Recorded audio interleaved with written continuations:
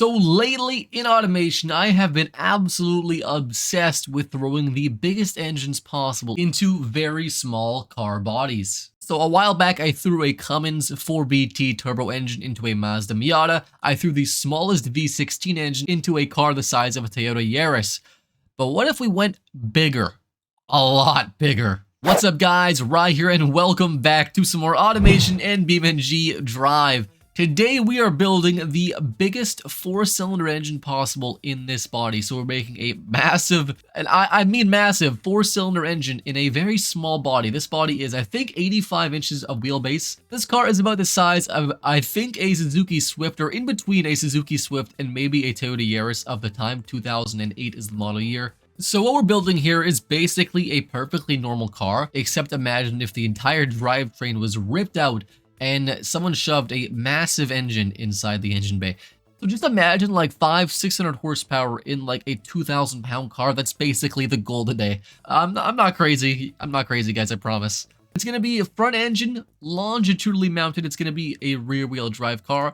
Double wishbones up front and multi-links in the rear. So a pretty nice suspension setup. So it's going to be maximum stroke. Absolutely as high as we can here. And the bore is going to be also as high as we can. It's going to be about 4.5 liters, a 4.5 liter inline 4 turbocharged hot hatch. I don't know why, I just love hot hatches recently. I mean, the Toyota GR Corolla and the Yaris are kind of newer here. There's a new generation Civic Type R and a bunch of other hot hatches are just obviously cool. It's going to have basically the best of the best internals, especially because it revs so low because the engine's so big. I want to try to make the car rev just a bit higher. We'll leave this all stock for now. We will turbocharge it though. Give it smart boost, and we'll just leave this here for now. We'll go back and tune it later on. It's going to be direct injection, just single point configuration, and maybe like a race intake. And we will do premium fuel for that, and then we'll go to a turbo race header. So first thing I want to point out, guys, is the engine has zero reliability. It's got absolutely none.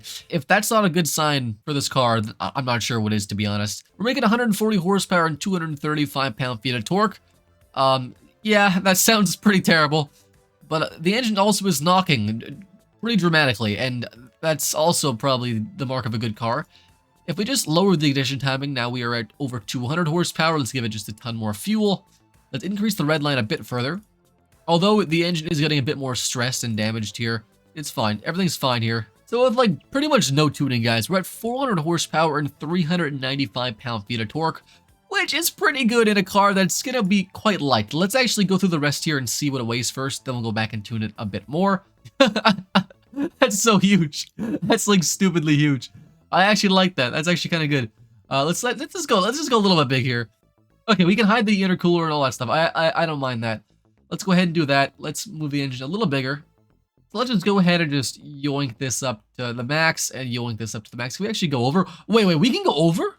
No way, we can just keep scrolling. I actually didn't know this. Alright, so we tuned the intake and the pops and bang sounds. I just wanted to start the engine just to see what it sounds like because I don't think it's just not going to be good. It's just going to be terrible. Okay. First off the bat here, the idle. I'll increase the volume a little bit here. It's not terrible. It sounds a little weird, but it's okay. Okay, so the engine exploded. Well, that's a problem for later, honestly, guys. We'll come back to this. We'll come back to that. Drivetrain. It's gonna be a 6-speed manual. We'll give it actually no LSD today. We don't need that where we're going. We'll give it some like some sporty-ish tires. 235s in the rear and 205s in the front, which sounds reasonable for this car. But then you remember that this engine is 4.5 liters big, in a car the size of a shoebox. We'll make it a 2-seater, give it basic interior, and we'll give it no infotainment. I'm imagining this car has been stripped up just a little bit because it's got a 4.5 liter 4-cylinder. Why would it be stock? Let's give it no power steering because I think we'll be okay weight-wise. And let's give it just basic safety, basic 90s safety. We'll leave the safety as is, and we'll just give it generic suspension and do a sport tune for now. And before any tuning and tweaking, it weighs 2,400 pounds, which is pretty light. And let's give it like the +2 seats, so like half seats basically, save some more weight there.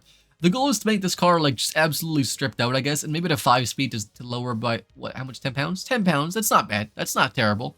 Okay guys, so before we actually tune the engine, I just want to go over some quick stats about our car. First off, I want to point out that it costs only $24,500, which is actually super reasonable, obviously. It does only get 10.6 mpg, so that might be a deal breaker, but we're going to keep going here. The car itself has almost $4,000 of yearly service costs. Yeah, that's that's a little bit. It's also got a reliability score of 0. I also want to point out that it's also drivability of 0. This car is not drivable. I mean, it's obvious because the brakes suffer from severe brake fade. The car has severe issues with wheel spin and the temperature, the turbine, the engine blows up. Okay. All right, there we go. We fixed the brake fade issue already. Easy. The wheel spin, I'm not sure how we can fix that. We could make it all-wheel drive. I feel like that's just a little bit less fun. So let's just give it maybe like a geared limited slip differential. So the turbo's basically exploded at this point. Yeah, I think we're fine. 2 hours later. And now the car works perfectly fine. I don't know why. I don't know what happened. I think automation is kind of just not liking what's happening. And to be fair, neither do I. This is a absolute monstrosity, and I don't blame automation for killing itself. So let's start it up, hear how it sounds here now. Not bad. It's not bad. It's fine. If we rev it just a bit.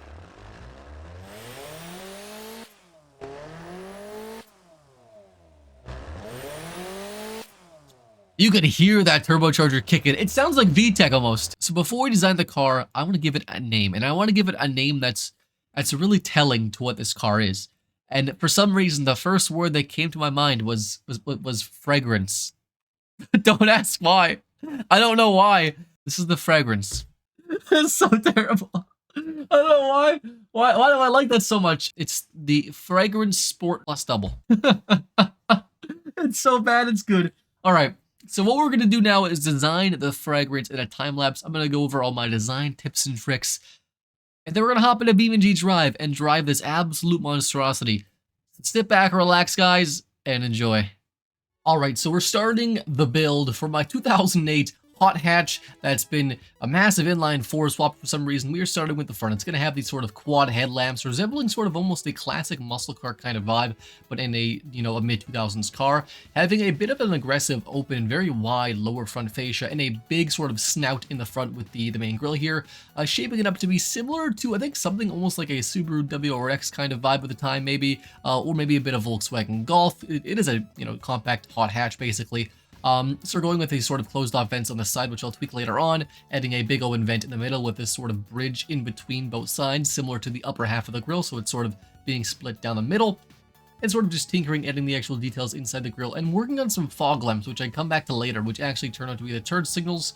I add some bit more details and bars in the grille. I add the fog lamps, which I changed to the turd signals later on, adding a Sport Plus double badge to the front as well. Now going on to the side, I changed the sort of multi-spoke wheel design, and back to the front, I had these sort of weird sort of eyelash upper eyes for the headlights. I'm not too sure why, but with the hood open, it looks pretty good in my opinion.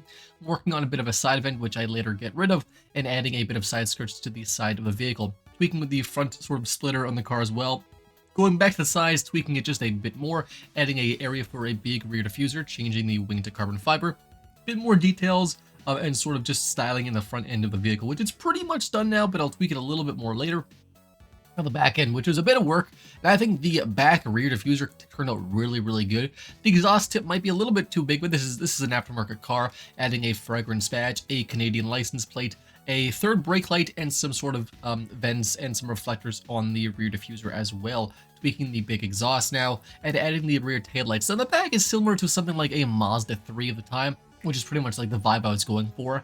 I'm not too sure what this brand really represents, but it's something akin to maybe Mazda, except absolutely insane for some reason. I don't know why. Tweaking the back a bit, adding some more shape to the back, which I think I tweak and delete later on.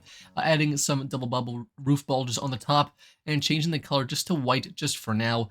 Changing all of the secondary colors just to white as well. And in front of us is the 2008 Fragrance Sport Plus Double.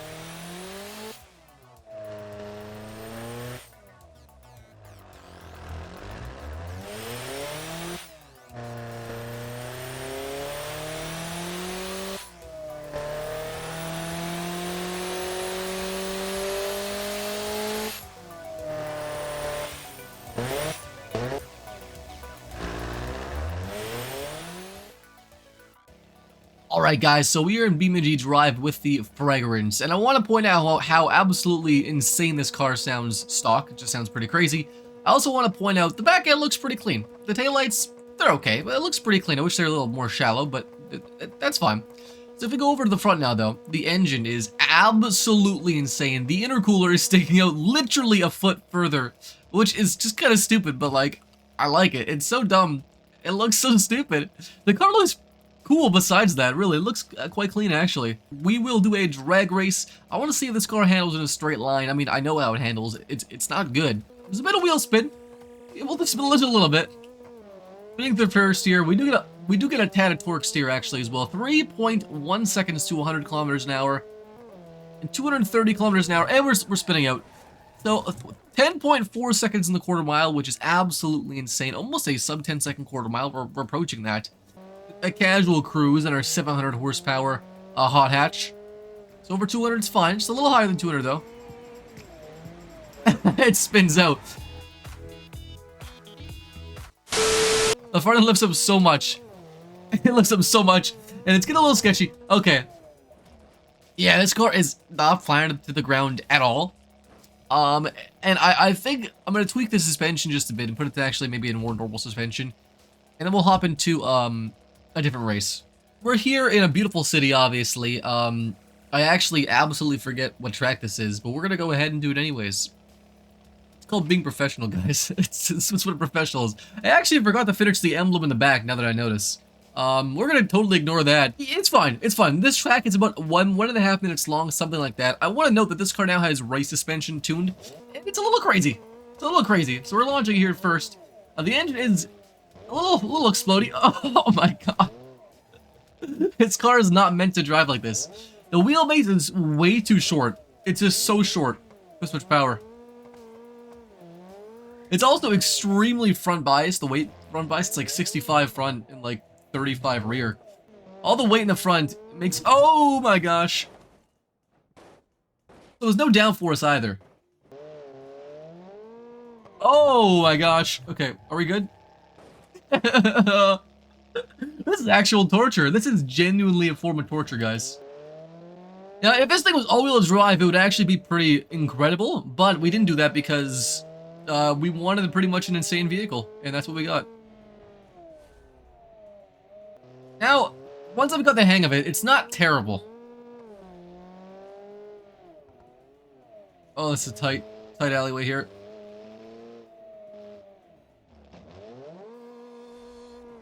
.104, okay, that's my record, I think. I haven't driven on this track in, since April. I've driven on this track in April with a van. And that was a 123 of around. And the last before that was also in April. So we actually have only done this track once ever in April. But a 1:04 seems like a pretty good time. Like, it's not terrible. It took us like a dozen tries, but we did it. So yeah, one thing I want to note, guys, is please always use like some sort of aero on your cars, because this car has no downforce at all, and it's actually an atrocity. It truly is terrible. Also, all-wheel drive is your friend when you're over 600 horsepower in a car that weighs like 1.1 tons, 1,100 kilos, about 2,200 pounds. So it's pretty insane here. We are the jump arena here. We're gonna jump our car like we always do. I'll leave a download link if you guys want to download this car.